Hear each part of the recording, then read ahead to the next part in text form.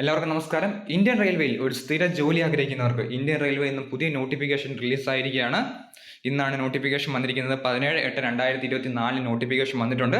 16/9/2024 വരെ നമുക്ക് ഈ റിക്രൂട്ട്മെന്റിന് ഓൺലൈനായിട്ട് റെയിൽവേയുടെ സൈറ്റ് വഴി അപേക്ഷിക്കാൻ സാധിക്കുന്നതാണ്. അപേക്ഷ സ്റ്റാർട്ട് ആയിട്ടുണ്ട്. ഒഫീഷ്യൽ നോട്ടിഫിക്കേഷൻ റെയിൽവേയുടെ സൈറ്റിൽ റിലീസ് ആയിട്ടുണ്ട്. സോ വന്നിരിക്കുന്ന നോട്ടിഫിക്കേഷൻ്റെ കംപ്ലീറ്റ് ഡീറ്റെയിൽസ് നോക്കാം. ഇത് ഒന്നാമത്തെ നോട്ടിഫിക്കേഷനാണ്. ഇത് കൂടാതെ നേരത്തെ ഒരു നോട്ടിഫിക്കേഷൻ വന്നിട്ടുണ്ട്. അതിൻ്റെ ആപ്ലിക്കേഷൻ ഇപ്പം നടക്കുന്നുണ്ട്. അതിൻ്റെ ഡീറ്റെയിൽസ് നോക്കാം. ആദ്യം നമുക്ക് ഇന്ന് വന്ന നോട്ടിഫിക്കേഷൻ്റെ കംപ്ലീറ്റ് ഡീറ്റെയിൽസ് നോക്കാം. +2 ഉള്ളവർക്ക് അപേക്ഷിക്കാൻ സാധിക്കുന്നതാണ്. ഏതൊക്കെ പോസ്റ്റുകൾ ഉണ്ടെന്ന് നോക്കാം.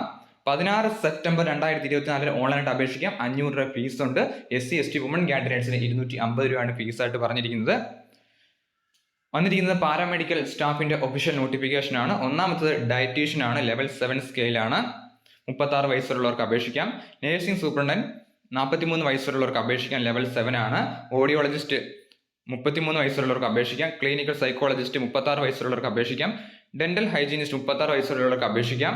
ഡയാലിസിസ് ടെക്നീഷ്യൻ 36 വയസ്സുള്ളവർക്ക് അപേക്ഷിക്കാം. Health and malaria inspector grade 3 36 വയസ്സുള്ളവർക്ക് അപേക്ഷിക്കാം. ലബോറട്ടറി സൂപ്രണ്ടന്റ് 36 വയസ്സ് വരെയാണ്. പെർഫ്യൂഷനിസ്റ്റ് 36 വയസ്സ് വരെയാണ്. 43 വയസ്സ് വരെയാണ്. ഫിസിയോതെറാപ്പിസ്റ്റ് ഗ്രേഡ് 2 36 വയസ്സ് വരെയാണ് ഏജ് ലിമിറ്റ്. ഒക്കുപേഷൻ തെറാപ്പിസ്റ്റ് 36 വയസ്സ് വരെ. ലബോറട്ടറി ടെക്നീഷ്യൻ 36 വയസ്സ് വരെ. ഫാർമസിസ്റ്റ് എൻട്രി ഗ്രേഡ് 38 വയസ്സ് വരെ. റേഡിയോഗ്രാഫർ എക്സ്റേ ടെക്നീഷ്യൻ 36 വയസ്സ് വരെ. സ്പീച്ച് തെറാപ്പിസ്റ്റ് 36 വയസ്സ് വരെ. കാർഡിയക് ടെക്നീഷ്യൻ 36 വയസ്സ് വരെ. ഒപ്റ്റോമെട്രിസ്റ്റ് 36 വയസ്സ് വരെ. ECG ടെക്നീഷ്യൻ 36 വയസ്സ് വരെയാണ് age limit. Laboratory assistant grade 2 36 വയസ്സ് വരെയാണ്. ഫീൽഡ് വർക്കർ 33 വയസ്സ് വരെയാണ് ഏജ് ലിമിറ്റ്. ഫീൽഡ് വർക്കറിലേക്ക് +2 ഉള്ളവർക്ക് അപേക്ഷിക്കാൻ സാധിക്കുന്നതാണ്. അങ്ങനെ ടോട്ടൽ ഈ നോട്ടിഫിക്കേഷനിൽ 1376 വേക്കൻസിയാണ് ഈ നോട്ടിഫിക്കേഷൻ റിപ്പോർട്ട് ചെയ്തിരിക്കുന്നത്. ഈ പറഞ്ഞിരിക്കുന്ന ഏജ് ലിമിറ്റിൽ നിന്നും 3 വർഷത്തെ ഇളവ് OBCക്കും 5 വർഷത്തെ ഇളവ് SC ST കാൻഡിഡേറ്റ്സും ലഭിക്കുന്നതാണ്. സോ നമുക്ക് ഈ നോട്ടിഫിക്കേഷനിലെ ക്വാളിഫിക്കേഷൻ ഓരോ പോസ്റ്റിലേക്കുള്ള ക്വാളിഫിക്കേഷൻ സെപ്പറേറ്റ് ആയിട്ട് കൊടുത്തിട്ടുണ്ട്. നമുക്കത് നോക്കാം. നേഴ്സിംഗ് സൂപ്രണ്ടിലേക്ക് ലെവൽ 7 ആണ് സാലറി സ്കെയിലായിട്ട് പറഞ്ഞിരിക്കുന്നത്. ക്വാളിഫിക്കേഷൻ നേഴ്സിംഗ് പഠിച്ചവർക്ക് അപേക്ഷിക്കാൻ സാധിക്കുന്നതാണ്. അടുത്തത് cardiac technician higher secondary qualification കൂടാതെ കോഴ്സും ചോദിക്കുന്നുണ്ട്. ക്ലിനിക്കൽ സൈക്കോളജിസ്റ്റ് മാസ്റ്റർ ഡിഗ്രി ഉള്ളവർക്ക് അപേക്ഷിക്കാം. ECG ടെക്നീഷ്യൻ +2 ക്വാളിഫിക്കേഷൻ ഉണ്ട്. അതുപോലെ തന്നെ അല്ലെങ്കിൽ ഗ്രാജുവേഷൻ സയൻസ് ഉള്ളവർക്ക് അപേക്ഷിക്കാൻ സാധിക്കുന്നതാണ്. അതല്ലെങ്കിൽ ഡിഗ്രി ഇൻ ECG ലബോറട്ടറി ഉള്ളവർക്കും അപേക്ഷിക്കാൻ സാധിക്കുന്നതാണ്. ലെവൽ 4 ആണ് ECG ടെക്നീഷ്യൻ്റെ ക്വാളിഫിക്കേഷൻ ആയിട്ട് പറഞ്ഞിരിക്കുന്നത്.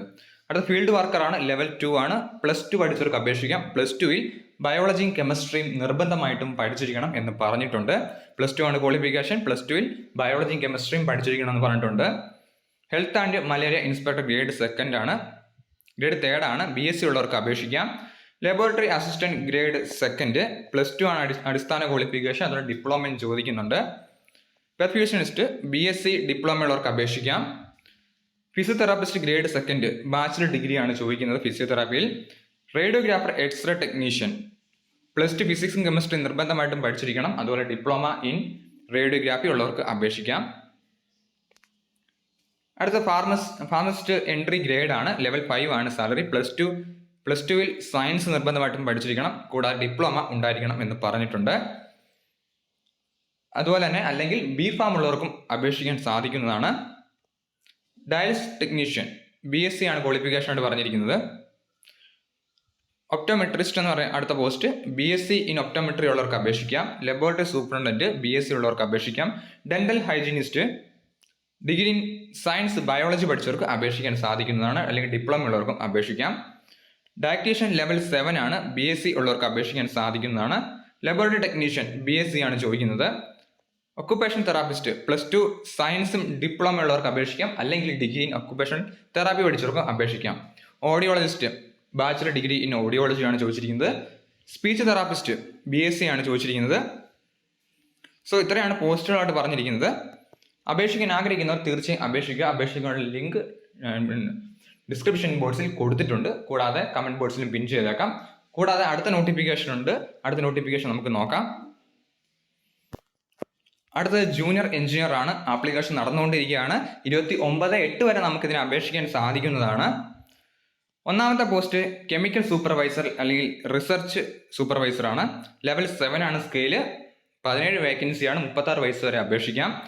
Junior engineer depot material superintendent and chemical metallurgical assistant level 6 ആണ് സ്കെയില്.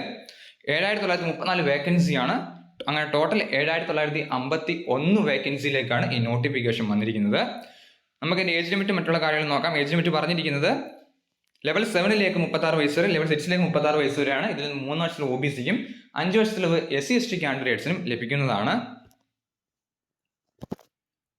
റിക്രൂട്ട്മെന്റിലേക്ക് അപേക്ഷിക്കുമ്പോൾ ഫീസ് ഉണ്ട്. 500 രൂപയാണ് ഫീസായിട്ട് പറഞ്ഞിരിക്കുന്നത്. എക്സാമിന് അപ്പിയർ ചെയ്യുമ്പോൾ 400 തിരിച്ചു നൽകും എന്നും പറഞ്ഞിട്ടുണ്ട്. കൂടാതെ SC/ST എക്സ് സർവീസ്മെൻ ഫീമെയിൽ കാൻഡിഡേറ്റ്സിന് 250 രൂപയാണ് ഫീസായിട്ട് പറഞ്ഞിരിക്കുന്നത്. നമുക്കതിൻ്റെ ക്വാളിഫിക്കേഷൻ എന്താണെന്ന് നോക്കാം.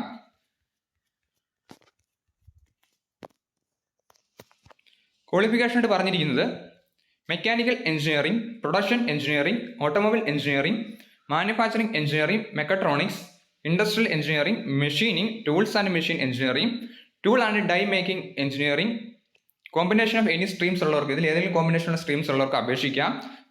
മെക്കാനിക്കൽ ആൻഡ് അലൈഡ് എഞ്ചിനീയറിംഗിലേക്ക്. അടുത്തത് ഇലക്ട്രിക്കൽ ആൻഡ് അലൈഡ് ആണ്. ഇലക്ട്രിക്കൽ എഞ്ചിനീയറിംഗ് ഉള്ളവർക്കാണ് അപേക്ഷിക്കാൻ സാധിക്കുന്നത്.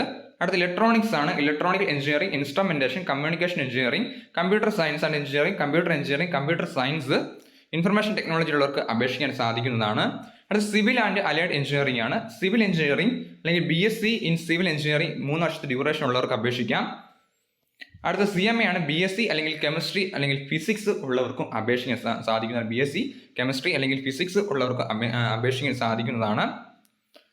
സോ ഇതിലേക്കുള്ള എക്സാമിനേഷൻ്റെ സിലബസ് ആയിട്ട് പറഞ്ഞിരിക്കുന്നത് ജനറൽ അവയർനെസ് 15 ക്വസ്റ്റ്യൻ ആണ്.